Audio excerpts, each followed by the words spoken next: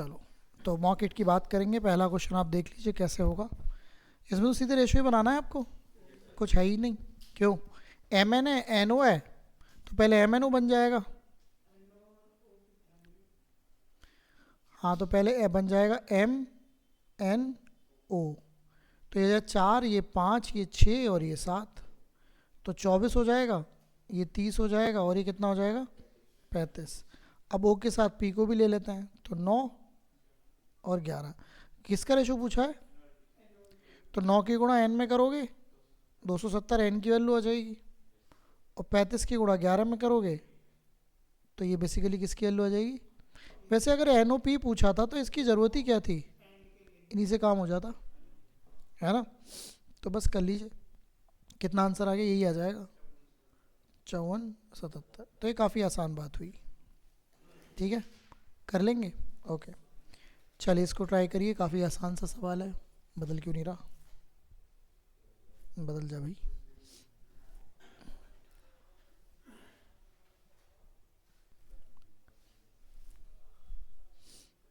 पता नहीं क्या चाहता है।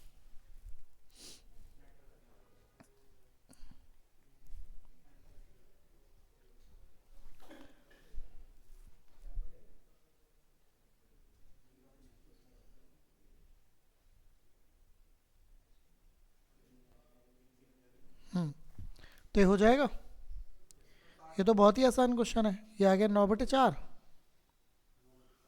और इसको लिख सकते हो 1/2, लेकिन मैंने बताया था इसको इंटू में बदलना है, तो ये कितना हो जाएगा? तो ये हो जाएगा 9/2, और 9/2 का मतलब क्या होता है? 4.5। आसान है। ओके, चलिए ये कैसे करेंगे? ये कह रहा है कि इसमें से क्या घटाया जाए कि संख्या समानुपात में हो जाए, है ना। तो इसमें सबसे बेहतर तरीका होता है कि आप ऑप्शन का यूज़ करें।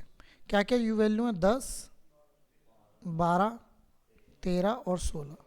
मान लो मुझे नहीं पता, 4 ऑप्शन है, तो मैं 3 घटाऊंगा। 3 घटाऊंगा तो कितनी आएगी? 7, ये 9, ये 10 और ये 13। अब समानुपात में जब भी कोई होते हैं, जब भी कोई संख्याएं समानुपात में होती हैं या फिर प्रोपोर्शन में होती हैं, तो बाहर बाहर की गुणा किसके बराबर होती है? अब अंदर अंदर की गुणा आएगी 90, बाहर की आएगी 91, तो बराबर नहीं हुए, तो 3 ऑप्शन नहीं है। समझ में आया? 9 जाते हैं तो 9 घटाएंगे तो यहाँ पर 1 रह जाएगा, यहाँ पर कितना रह जाएगा? 3, और यहाँ पर 4, और यहाँ पर 7। अब भी यूनिट डिजिट सेम नहीं आ रही मल्टीप्लाई करने पर। तो अब आप 4 की बात करते हैं तो ये 6 आ गया, ये 8 आ गया, ये 9 आ गया, और ये 12। तो 12 6 72 होते हैं, 9 8 72। तो that's why the answer is 4। तो इस वजह से हम इसका आंसर क्या कर पाएंगे? 4। ठीक है, कोई दिक्कत? आसान सी बात है। बड़ी वैल्यू भी होती तो यूनिट डिजिट से हो जाती। इसका आंसर कर पाएंगे।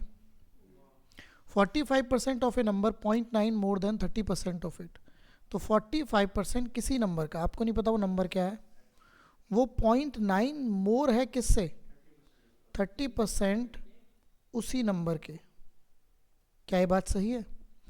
तो अब अगर हम बात करें 30% इधर माइनस हो जाएगा, तो ये हो जाएगा 15% एक्स, और बराबर इसको आप लिख सकते हो 9/10। 15% को क्या लिख सकते हो? तो बस काम हो गया, 0 से 0 ख़त्म, 3 से 3। तो एक्स की वैल्यू फाइनली क्या आ गई? तो वो नंबर है क्या? वो नंबर है 6। हो जाएगा, कोई दिक्कत इसमें? पढ़िए ज़रा, इसको ट्राई करिए। हो गया। सोहन ने बिजनेस शुरू करा कितने रुपए से? 90,000 से। 5 महीने के बाद रोहन ने ज्वाइन करा है कितने हज़ार से, कितने लाख से? 1.5 लाख से। अच्छा, और 3 महीने के बाद सोहन ने पैसा विड्रॉ कर लिया। तो इसका मतलब ये हुआ कि सोहन का पैसा कितने महीने ही चला? 3 महीने। और रोहन अब 5 महीने बाद आया था, तो रोहन पूरा साल के अंत तक रहा। अगर 5 महीने बाद कोई आया है और साल भर की बात हो रही है, तो क्या 7 महीने रहे होंगे? बिल्कुल। 0 से 0 खत्म हो गए चारों। 3 से 5 बार कट कर सकते हैं, तो ये आ गया 9/35 आ गया। आपके हिसाब से देखा जाए तो टोटल वो कितना हो? अच्छा, एक और बात, अच्छा सोहन ने निकाला भी तो था भाई। अच्छा, सोहन ने निकाला भी तो कहानी बदल गई यार, ये तो गड़बड़ हो गया मामला। निकालने वाली बात तो हमने करी नहीं, कटपिट कहाँ से आ गई अभी? अब इसका निकलवाओ भी तो पैसा। एक सेकेंड रुको, इसने 30,000 निकालिए तो इसका पैसा कितना रह गया? 60,000। और वो अगले कितने महीने चलेगा? 12 महीने की बात हो रही है ना, तो 9 महीने चलेगा। ये तो ध्यान ही नहीं दिया। 4 जीरो तो चलो कटी गई, इसमें कोई दिक्कत नहीं है। ये आ गया 27 और ये आ गया 9 छक्का 54। और यहाँ पर है 15 सत्ता कितने होते हैं? 105। ये कितने हो गए? 81, 105, 3 से कटता है तो 27 35। आपके इस क्वेश्चन का कुछ गड़बड़ हो रहा है। एक सेकेंड रुको, 9 तिया 27 और 9 छिक्का 54।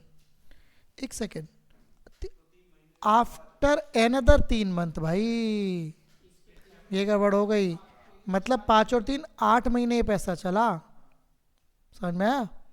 और फिर ये क्या, ये कितना आ जाएगा, कितना बचेगा? 3 नहीं 4, 4। ये गड़बड़ हो रही है। तो 9 अट्ठे 72 और 6 चौक 24, ये 72 और 24 आएगा, 108 आएगा ये। देख रहे हो छोटी सी गलती कितनी घातक सिद्ध हो सकती है। तो ये आ गया 72 और ये आ गया 6 चौक 24, कितना हो गया? 196। अब इसे काट लो 3 से, है ना? तो ये वाली बात थी। तो यहाँ पे हमें ये ध्यान नहीं, ये समझना था, छोटी सी बात थी जो फोकस हिल रहा था कि एनदर मतलब 5 महीने के बाद। तो 5 और महीने के 3 महीने बाद कितना हो गया? 8 महीने के बाद इसने निकाले हैं पैसे। इसने क्या नाम है इसका, सोहन ने।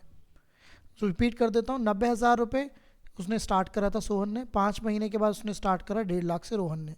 लेकिन उसके अगले 3 महीने बाद, अगले 3 महीने बाद मतलब बेसिकली 5 और 3 8 महीने बाद इसने 30,000 रुपये निकाल लिए, तो 60,000 रुपये रह गए। 4 महीने चले, बाकी का सॉल्यूशन आप देख रहे हो। ठीक है, चलिए इसको ट्राई करिए। कर चुके हैं आप इस क्वेश्चन को? इसने बोला 2 इंडिविजुअल है ए और बी। ए 18 घोड़े लगाता है 4 महीनों के लिए, और बी 24 काव लगाता है 6 महीनों के लिए, और भी लगाता है कुछ, ये काव मतलब सी है, ध्यान रखना, और 36 सीप 4 महीनों के लिए। अब एक जो बात है वो आपको समझनी है, और वो क्या बात है?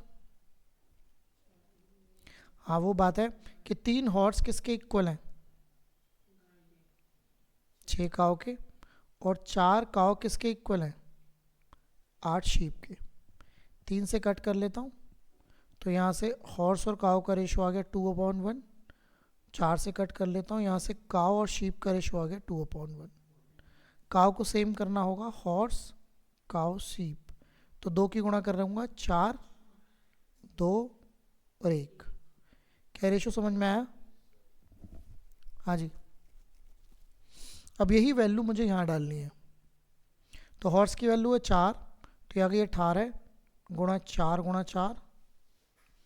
काव की वैल्यू है 2, 24 दूनी 48, और 6 कितने होते हैं? 54। और सीप तो एक है, 36 इंटू 4 कितने होते हैं? अरे 48 में 6 की गुणा होनी थी, अबे गड़बड़ कर दी। 48 इंटू 6 होना था ना, प्लस थोड़ी होना था। अभी लेंगे। और 36 गुणा 4, बिल्कुल 4 कॉमन है, तो 4 4 से 12, 4 कॉमन। मुझे लगता है अभी भी कॉमन है 4 4 4 तिया 12, 4 नाम 36। अभी भी 3 कॉमन है, 3 3 6 18, 3 तिया 9। ओके, अब यहाँ पे 6 बचा, और यहाँ पर 6 और 3 9 बचा। कटपिट कर लेते हैं, 3 दूनी 6, 3 तिया 9। ये रेशो आ रहा होगा। पूछ किसका रेशो रहा है कि ए को कितना पे करना पड़ा? तो ए को कितना पे करना पड़ा? 2 बटे टोटल 2/5। तो अब तो ये क्वेश्चन आपको समझ में आ रहा होगा, इसमें ये रट गया होगा, इसमें कुछ दिक्कत नहीं है। क्यों? इस क्वेश्चन को तो आप कर सकते हैं। ठीक है, चलें क्या आगे बढ़े? चलिए, ये हुआ, करके देखते हैं। XYZ ने बिजनेस स्टार्ट करा, X Y और Z ने क्या है बिजनेस स्टार्ट करा? 2 3 और 5। 3 महीने के बाद Z ने विड्रॉ कर लिया 40% कैपिटल। तो आप इसे 200 मान लो, इसे 300 मान लो, और उसे 500 मान लो। 3 महीने के बाद जेड ने विड्रॉ कराया ना, और उसके आफ्टर देखो फिर से आ गया, आफ्टर एनदर 3 मंथ वाई ने कितना कैपिटल विड्रॉ कर लिया, आधा, और 18 महीनों के बाद कितना प्रॉफिट है। तो आइए समझते हैं, ध्यान से समझना। एक्स ने कोई विड्रॉ नहीं करा तो एक्स का पूरे 18 महीने चला, कोई दिक्कत तो नहीं। अब वाई ने कितने महीने बाद, देखो आफ्टर अनदर 3 मंथ, मतलब 3 और 3 कितने महीने हो गए, 6, तो इसका 306 ही महीने चला। वाई ने कितना विड्रॉ करा है, नहीं, वाई ने आधा करा है, ध्यान से देखो, वाई ने आधी पूंजी, तो अब 150 रह गए, और 150 अगले 12 महीने चला होगा, क्योंकि 18 महीने का सीन चल रहा है। समझ आ रहा है, ओके। प्लस नहीं मतलब रेशो। अब जेड की बात कर लेते हैं। जेड के 500 रुपये हैं, जेड ने 3 महीने बाद 40% कैपिटल निकाल लिया था, तो 3 महीने तक तो यही चला। 500 का 40% कितना होता है, 200 रुपये, तो 300 रुपये रह जाएंगे, और 300 रुपये अगले 15 महीने चलेंगे। 15 महीने क्यों लिख रहा हूँ, क्योंकि मामला पूरे 18 महीने का है। मुझे लगता है जीरो का तो कोई मतलब नहीं है, जीरो सब जगह से कट गया, जीरो यहाँ से भी गया, तो ये हो गया 18 दूनी 36, ये हो गया 18, अच्छा नहीं यहाँ से जीरो नहीं जाएगा, एक जीरो जाएगी तो गड़बड़ हो गई है, कोई बात नहीं कर लेते हैं। ये 3600 आ गया, ये 1800 आ गया, ये भी 1800 ही आ जाएगा, क्यों, ये 1500 आ गया, और ये कितना आ गया, जोड़ लेते हैं 3600 तो ठीक है, 1800 कितने होते हैं, और ये कितने हो गए 6000। अब 2 जीरो आप कट कर लो और 6 कॉमन ले लो, 6 और 10, अभी 2 भी कॉमन आ सकता है, 3 और 5। बताइए कोई दिक्कत हो तो। प्रॉफिट का रेशो आ गया, टोटल प्रॉफिट कितना, अच्छा यही पूछ रहा है क्या, ओ तो ये काहे को दे रखा था, ऐसे पागल बनाने को है, रेशो ही पूछा है, तो ये ठीक है क्वेश्चन, क्योंकि इसमें जो टाइमिंग है वो थोड़ा सा ठीक है ना, ओके समझ में आया, कोई दिक्कत तो नहीं। पढ़िए, एक कक्षा में 40 स्टूडेंट है जिनका एवरेज है साल है, एक नए स्टूडेंट के एडमिट होने से एवरेज 0.2 बढ़ गया, ये मैंने कई बार बताया आपको क्लासेस में। एक बात बताओ, 40 का 16 है, तो जो नया आया होगा वो भी 16 साल का ही होगा। अब एक आने से कितने स्टूडेंट हो गए, 40 हो गए, और सभी में कितना बढ़ा है, तो 0.2, ये इसमें ही तो बढ़ा होगा 16 में ही, तो 16, और ये कितने आ गए बताओ, 8.2, 16 और 8 कितने होते हैं, तो 24.2। तो जो नया स्टूडेंट आएगा वो कितने साल का रहेगा, 24.2 का। भाई जो नया एंट्री मारी है वो 16 का तो होगा ही होगा, उससे एक्स्ट्रा और कितने का होगा, तो ये मुद्दा है, ठीक है कर सकते हैं, ओके इसको पढ़ो। मंथली सैलरी 8 एम्प्लॉय की प्लस 1 सुपरवाइजर, 8 एम्प्लॉय हैं प्लस 1 सुपरवाइजर, टोटल कितनी है 15,000, और सुपरवाइजर कितने अर्न करता है 25,000। What is the average salary of 8 employ, ये एवरेज है क्या, ओहो, तो इसमें 9 की गुणा तो करो, अभी तो 9 लोग हो गए ना, 15 नंबर कितने होते हैं 1,35,000, इसमें से एक सुपरवाइजर कितना अर्न करता है, तो एक ही सुपरवाइजर है, तो 25,000 इसमें से माइनस कर देते हैं, 1,10,000 आ गई 8 इनकी एम्प्लॉय की, वही एवरेज पूछ रहा है, तो 8 से इसे भाग कर दो, कितना आंसर आया 13,750, ये आपके क्वेश्चन का राइट आंसर आ जाएगा। ठीक है कर पाएंगे, हो जाएगा, चलिए तो आगे चलते हैं, चलें पढ़िए। एक कंपनी में 80 एम्प्लॉय हैं जिसमें 35% वुमेन है, ठीक है ना, 80 एम्प्लॉय हो गए, 35% आपकी वुमेन हो गई, 35% कितना आएगा इसका, 35, हाँ 35% जो होता है 5/20 होता है, तो 28 वुमेन आ जाएंगी। बाकी मैन कितने होंगे? 52 मैन होंगे। ठीक है। वुमेन की एवरेज सैलरी कितनी है? तो वुमेन की है 72,000 एवरेज सैलरी, और मेल की कितनी है? 68,000। तो ओवरऑल एवरेज सैलरी पूरी वर्कफोर्स का पूछा है। तो आप अगर 28 वुमेन की 72,000 कह रहे हैं, तो 28 इंटू 72,000 टोटल इनको पैसे मिलते होंगे वुमेन को, और 52 इंटू 68,000 किसको मिलते होंगे? मैन को। और इसको किससे डिवाइड करने वाले हैं आप? 80 से। 0 0 एक 0 कट कर ली, 8 कॉमन है, 8 से कट कर लेता हूँ।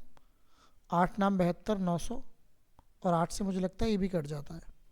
8 अट्ठे 64, 8 पंजे 40। 28 की गुणा 900 में करनी है, 9 अट्ठे 72, 7 9 दूनी 18, और 7 कितने होंगे? और 52 की गुणा 85 में करनी है, कितनी आनी चाहिए? 85 गुणा 52, 85 दूनी कितने होते हैं? 170। देखना 4420 आ रही है क्या?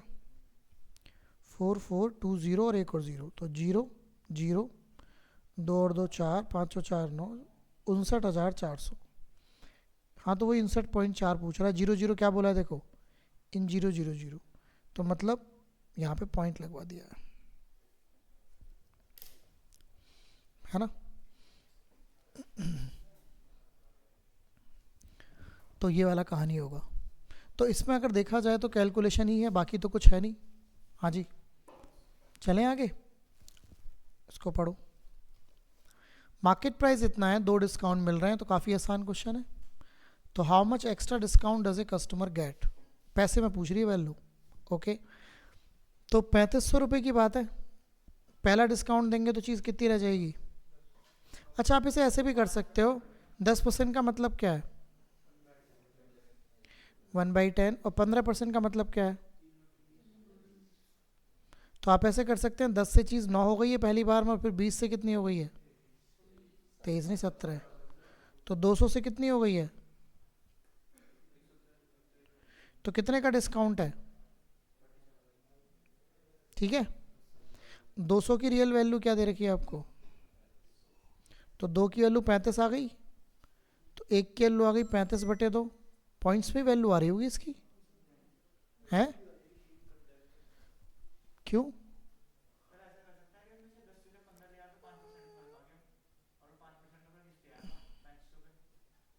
अच्छा, एक्स्ट्रा डिस्काउंट पूछ रहा है ये तो। अच्छा, मैं तो निकाल रहा हूँ रियल डिस्काउंट। अरे यार सॉरी, एक्स्ट्रा डिस्काउंट पूछ रहा है तो सिंपल हो गया ये तो, 5% की वैल्यू सिर्फ फिर निकालनी है 3500 पे। इसमें तो कुछ था ही नहीं। मैं तो इसको और बढ़िया, मैं तो पूछ रहा था ओवरऑल डिस्काउंट कितना।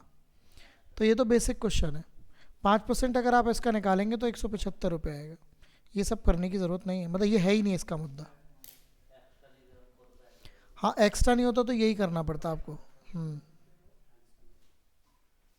फिर तो आपको डिस्काउंट की पैसे निकालने हैं एक्चुअली, ये मुद्दा होता। ठीक है, चलें। ओके, इसको पढ़ो। कर लिया ये तो पुराना वाला ही क्वेश्चन है, कई पिछले मॉक्स में हम कर चुके। ठीक है ना? हाँ भाई, ये वाला क्वेश्चन हो चुका है। ये करके देखो, एक पैसा है जो 2 साल में 6400 रुपये हो गया, और 3 साल में कितना हो गया? 7,040। और पूछ रहा है इंटरेस्ट रेट, लेकिन इसने ये नहीं लिखा है किस पर है। अब लगातार साल है तो इसे हम CI पर ही मान के चलते हैं। क्यों? नहीं तो लिखना चाहिए था। अरे CI पर है SI पर है तो पता ही नहीं। तो चलो, क्या डिफरेंस है इनका? 640 नहीं 640। हाँ, तो जब भी ये CI की बात हो रही है फिर तो 640 इस पहले वाले पर सिंपल इंटरेस्ट होगा, तो 640 ऊपर आएगा, 6400 नीचे आएगा, इंटू 100। तो कितने परसेंट आ जाएगा बताओ? 10%। तो 10% आपके इस क्वेश्चन का राइट आंसर आ जाएगा। ठीक है, चलें, आओ चलिए ट्राई करिए। ये क्वेश्चन कई बार बताया मैंने आपको। अब ये मत कहना प्रॉफिट एंड लॉस में इसकी बात नहीं हुई है, नहीं तो तुम्हें धर के पीट दिया जाएगा यहीं पे ही। देखो, एक बुक सेलर ने 10 पेन बेची 300 रुपये की, 300 रुपये को मारो गोली, आगे पढ़ो। उसे कितने का लॉस हुआ? एक बात तो तुमने पढ़ी नहीं, ये बात तो पढ़नी थी। अगर कॉस्ट प्राइस पर प्रॉफिट एंड लॉस होता है तो सीधे काम चलता है। तो 4 का प्रॉफिट एंड लॉस और कितने पर इंटू 100, तो बेसिकली कितने का वो है लॉस? 40%। लेकिन अगर ये सेलिंग प्राइस पर प्रॉफिट होता तो माइनस करके सीपी आता, और अगर इस सेलिंग प्राइस पर अगर लॉस होता तो प्लस करके सीपी आता। लेकिन ये तो किस पर है? सीपी पर, तो कोई दिक्कत नहीं है, सीधे काम चलता है। ठीक है, कर सकते हैं। चलिए इसको बताइए कैसे करेंगे। देखो, एक फ्रूट सेलर है जिसमें 3 वैरायटी मैंगो की हैं। पहली वैरायटी है 4 फॉर 10 रुपीज़, मतलब 4 मैंगो 10 रुपये के हैं, 4 मैंगो 10 रुपये के। दूसरे हैं 5 मैंगो 12 रुपये के, और तीसरे हैं 2 मैंगो 5 रुपये के। ठीक है, इस तरीके से है।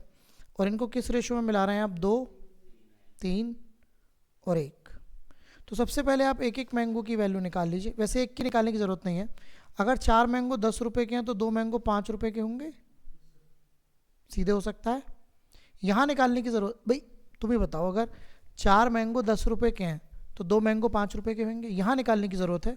यहाँ एक मैंगो की वैल्यू आएगी 12/5, एक मैंगो की वैल्यू क्या आएगी? तो 3 मैंगो की वैल्यू क्या आएगी? 36/5। ऐसे रन दो, कोई दिक्कत नहीं है। यहाँ पे 2 मैंगो 5 रुपये का है तो एक मैंगो कितने रुपए का होगा? 2.5 रुपये का। कोई दिक्कत नहीं, यहाँ तक से समझ में आ गया। अभी कह रहा है कि मैंने जो सेल करे मैंगो, वो तीन मैंगो कितने रुपए के हिसाब से सेल करे? 7 रुपये के हिसाब से।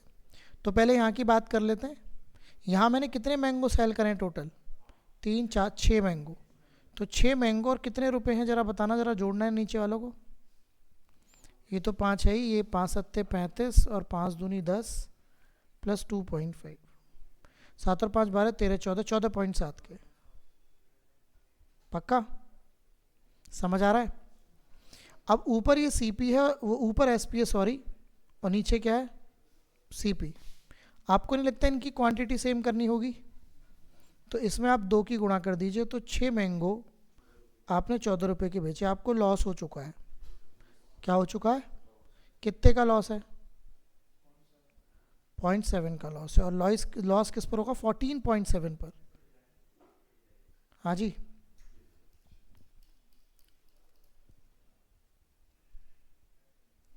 $14.7 आएगा नीचे, क्योंकि सीपी क्या है? 14.7 और इंटू 100, पॉइंट तो हट ही जाएगा। तो 700 को तुमको 147 से भाग करना है। कितनी बार जाएगा बताइए? 4 बार है 5 बार? 4 बार। 4 कितना आ गया? 4 7 28, 4 5 20 और 2 22, 628। हाँ, तो यही आंसर है, हानि वाला। समझ आ गया? तो एक्चुअली क्या करना होता है, ये जो रेट दे रखे हैं इनके हिसाब से देखना होता है कि भाई 2 का क्या रेट है, 3 का क्या रेट है और 1 का क्या रेट है, तब आप आगे की तरफ मूव करते हो। ठीक है, समझ आई बात? ओके, चलिए पढ़िए इसको, बताइए क्या आंसर आएगा। इसने बोला एक डीलर मार्किंग करता है 20% ऊपर सीपी से। तो इस लाइन का क्या मतलब है? 20% ऊपर मार्किंग करता है। तो सीपी अगर 100 होगा और कोई 20% ऊपर मार्किंग करेगा तो जो एमपी होगा वो 120 होगा। यहाँ तक कोई परेशानी नहीं है। और कितने का डिस्काउंट देता है? 15% का। डिस्काउंट हमेशा किस पर मिलता है? 15% का मतलब क्या होता है? 3/20। तो 120 में आप किसकी गुणा करेंगे? 17/20 की। 17 छिक्का कितने होते हैं? 102। 102 होते हैं ना। ये क्या आ गया? एसपी। अब मुझे बताइए, कोई चीज़ अगर 100 रुपये की थी और उसको आपने 102 का बेच दिया तो आपको प्रॉफिट कितने का है? और असलियत में कितना दे रखा है? तो 2 का मान 300, 1 का मान, अगर 1 का मान 150 है तो आप किस में किस क्या पूछा है? सीपी। तो 100 में गुणा कर दीजिए। 150 इंटू 100, तो बेसिकली सीपी रियलिटी में कितना रहा होगा? 15,000। तो आपके इस क्वेश्चन का राइट आंसर आ जाएगा 15,000। बात समझ आई? कर सकते हैं, तो ये मुद्दा आपका होगा। हाँ जी, समझ आया? ओके, आइए आगे बढ़ते हैं। पढ़िए। Market price of an article such that price was 25% above. Same question, अब देखो एक ही जैसे दो क्वेश्चन आ गए, तो आइए ट्राई करते हैं। सबसे पहले ये बताइए मार्केट प्राइस कितना ऊपर है? तो अगर सीपी को आप 100 रुपये मानते हो और मार्केट प्राइस अगर 25% ऊपर है, तो एमपी आपका कितना होगा बताओ? 125। आपने दो डिस्काउंट दिए 10 और 20 के, तो जब आप पहला डिस्काउंट देंगे तो चीज़ हो जाएगी 9/10, और दूसरा डिस्काउंट देंगे तो चीज़ हो जाएगी 4/5। ठीक कर रहा हूँ? अब इसे कैलकुलेशन कर लीजिए। 2 से 5 बार, 2 से 2 बार, 25 से आप 5 बार काट सकते हैं, तो ये आपका 90 आ गया। आ गया? 90 आएगा, कुछ और आएगा? इसका मतलब 100 रुपये की चीज़ कितने की बेच दी आपने? तो आपको लॉस हो गया कितने का? 10 का। ये सब कुछ यूनिट्स में ही चल रहा है, और असलियत में कितने का लॉस है? तो 10 की वैल्यू 400, 1 की वैल्यू, तो आपसे पूछा है भाई मार्केट प्राइस पूछा है, इस बार ध्यान रखना, तो आपको 125 वैल्यू पूछी है। तो आपको जब 1 की वैल्यू 40 मिल गई, तो 125 इंटू 40 कितना आएगा? 5,000। तो आपका जो एमपी था उस चीज़ का वो कितना था? 5,000। तो ऐसे कर लेंगे, हो जाएगा। समझ आया? चलूँ आगे? आओ पढ़ो।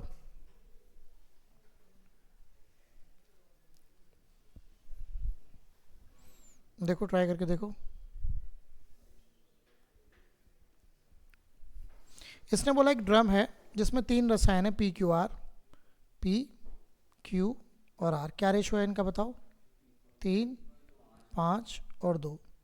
इस मिश्रण में 30 लीटर निकाले जाते हैं और फिर ड्रम में 12 लीटर रसायन पी और 8 लीटर रसायन क्यू डाला जाता है। पहले जब आप 30 लीटर निकालेंगे, ध्यान रखिएगा, अगर 30 लीटर निकालेंगे तो उसमें पी क्यू आर का रेशो नहीं बदलेगा। अभी आप निकालने का काम कर रहे हैं, तो पी क्यू आर का रेशो क्या है बताओ? टोटल कितना आ गया? 10 यूनिट की वैल्यू, 1 की वैल्यू, तो पी निकल जाएगा 6 लीटर, क्यू कितना निकल जाएगा?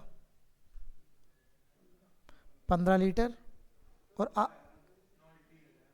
हाँ 9, सॉरी मैंने क्या कर दिया, और ये कितना आ गया? 15, और ये कितना आ गया? 6 लीटर। इतने तो ये निकलेंगे, ठीक है? ओके, और ठीक है। अब आपने वो कितने कितने डाले? पी कितना डाला? 30 लीटर of this blender removed and 12 लीटर ऑफ केमिकल पी, 8 लीटर ऑफ केमिकल क्यू पोर्ड। तो पी डाला है आपने कितना? तो 12 डाला है, और ये निकला था। अब समझ में आई बात? अच्छा, और क्यू कितना कर दिया? 8 लीटर। तो क्यू 8 लीटर डाला है और इतना निकला था, इसके साथ कोई दिक्कत नहीं, मतलब माइनस ही हो रहा है। The resultant quantity of chemical Q is 20 litre more than, ठीक है, वो सब बात की बात होगी, ठीक है। सबसे पहले इनको एक्स मान लीजिए, ठीक है। तो इसमें अगर देखा जाए तो पी पे क्या फ़र्क पड़ा? पी पे फ़र्क पड़ा +3 का, है ना। क्यू पे क्या फ़र्क पड़ा? -7 का, और आर पे फ़र्क पड़ा -6 का। फ़र्क पड़ा? तो बेसिकली ये हो गया 3x + 3, पी हो गया 3x + 3, ये हो गया 5x - 7 क्यू, और ये हो गया 2x - 6 आर। बताइए यहाँ तक कोई दिक्कत हो तो? अब क्वेश्चन की इसकी बात को समझते हैं। जो केमिकल क्यू है वो 20 लीटर मोर है किससे? पी से। तो क्यू पी से ज़्यादा है, तो क्यू - पी दे रखा है आपको 20। अब ये बताइए क्यू की वैल्यू क्या है? 5x - 7, पी की वैल्यू क्या है? 3x + 3। तो माइनस माइनस करिए ज़रा, ये 2x आ गया, ये -10 आ गया, ये 20 आ गया, x की वैल्यू 15 आ रही होगी देखो, तो x की वैल्यू आपके पास 15 आ गई। क्वेश्चन में पूछ रहा है what was the initial quantity of the mixture in the drum. तो इनिशियल क्वांटिटी जो थी वो ये थी 5, 6, 7, 8, 9, 10, 10x, तो 10 इंटू 15 तो कितनी वैल्यू आ गई बेटा? 150। तो 150 आपके इस क्वेश्चन का राइट आंसर आ जाएगा।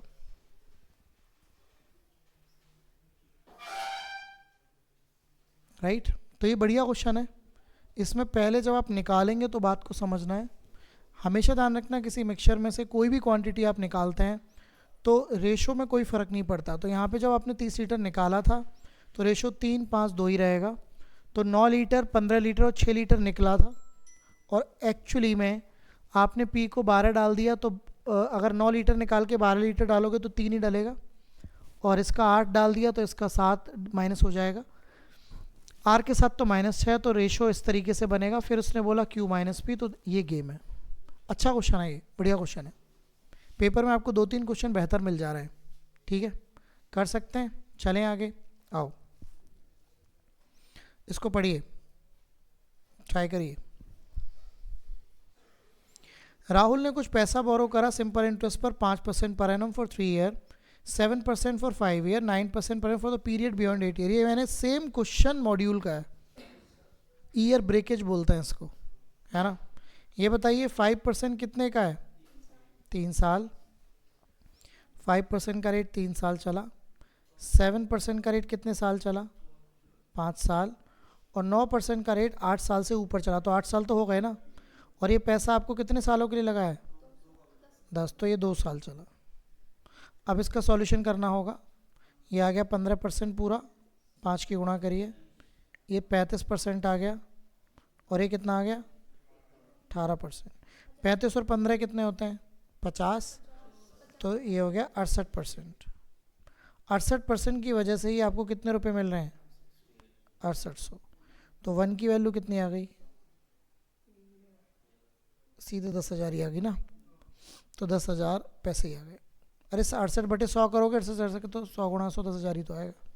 ये जो वैल्यू आएगी ये हमेशा प्रिंसिपल ही आएगा, ये हमेशा क्या आएगा? प्रिंसिपल। तो that will be the right answer. Okay okay, ये कर पाएंगे क्या? A cone is such that the area of its base equals to its lateral surface area, है ना। शंकु आप जानते हैं ऐसा होता है। अच्छा, शंकु में क्या क्या चीज़ें होती हैं, बात भी समझ लेते हैं। शंकु में ये आर होती है, ये एच होती है और एल होती है। अब इसने बोला शंकु इस प्रकार है कि उसके आधार का क्षेत्रफल, आधार का क्षेत्रफल क्या होता है?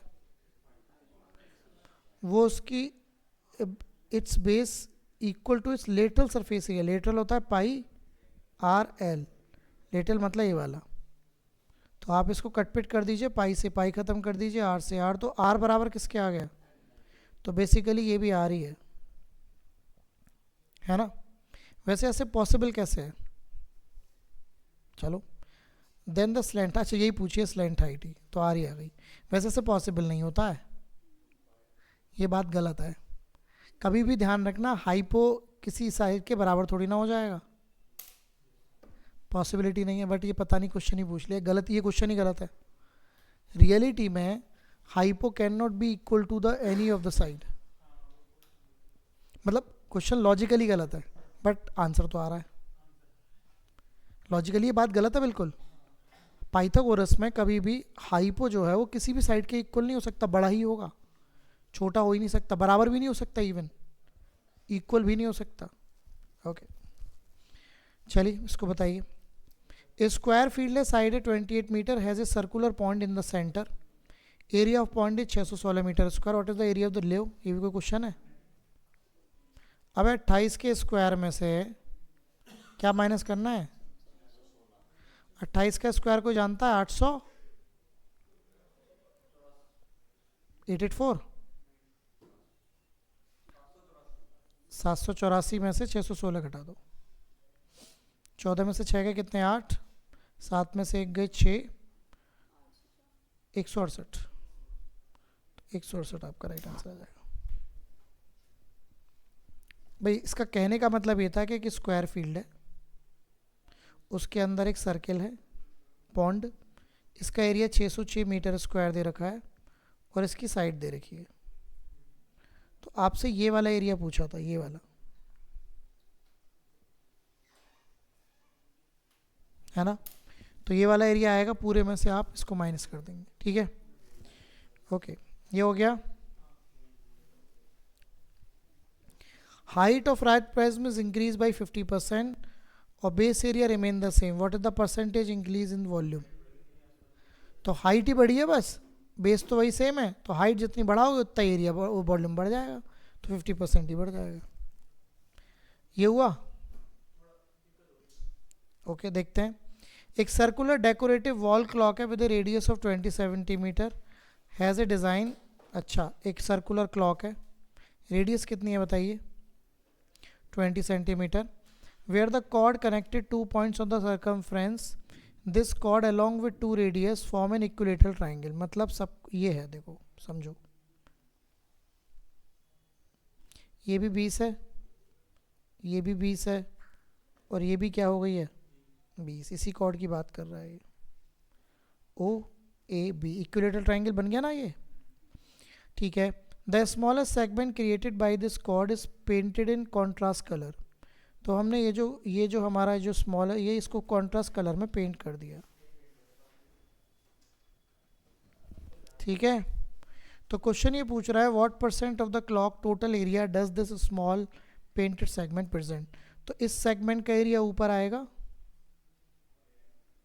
पूरे सर्किल का एरिया नीचे आएगा, और इनटू क्या कर देंगे आप? 100. कॉन्सेप्ट तो ये है. पूरे सर्किल के एरिया में हमें कोई दिक्कत नहीं है, 20 रेडियस है, पाई आर स्क्वायर. लेकिन सारा खेल है कि इसका एरिया कैसे निकलेगा, तो मैं आपको बताता हूँ. अगर आप ध्यान दें तो ये 90 डिग्री है, 90 डिग्री नहीं है, 60 डिग्री है. अब इक्विलेटरल है ना. तो बेसिकली क्या है कि सेक्टर है, सेक्टर के एरिया में से आपको इस ट्राइंगल का एरिया माइनस करना है. तो मैं पहले इसी का एरिया निकाल रहा हूँ, इसका है ना, ध्यान से देखिएगा, आंसर तो आ जाएगा. तो सेक्टर का एरिया आएगा पाई 20 का स्क्वायर 60 अपॉन 360, सही कर रहा हूँ, pi r square theta upon 360 minus equilateral triangle का एरिया √3/4 साइड का स्क्वायर. ठीक चल रहा है सब कुछ. 60 से 4 टाइम्स डिवाइड होगा. मज़ेदार बात बताऊँ आपको, ओ 6×36 सॉरी, 20 का स्क्वायर कॉमन है, तो 20 का स्क्वायर कॉमन ले लेता हूँ, मतलब 400 कॉमन ले लेता हूँ. यहाँ पर पाई/6 रह जाएगा, और यहाँ पर √3/4 रह जाएगा. कहाँ एक बचेगा? अच्छा, अब आपको देखो वैल्यू दे रखी है, पाई की वैल्यू ये रख लो 3.14, और इसकी वैल्यू क्या रख लो, वो जो कि होती हैं. ठीक है ना. तो अब इसको रख लेते हैं. सॉल्यूशन है इसी का, तो सॉल्यूशन है मेन. पाई की वैल्यू अगर आप 3.14/6 रखते हैं, और इसके लिए रखते हैं 1.732/4. कैलकुलेशन आसान नहीं है, कैलकुलेशन शानदार है.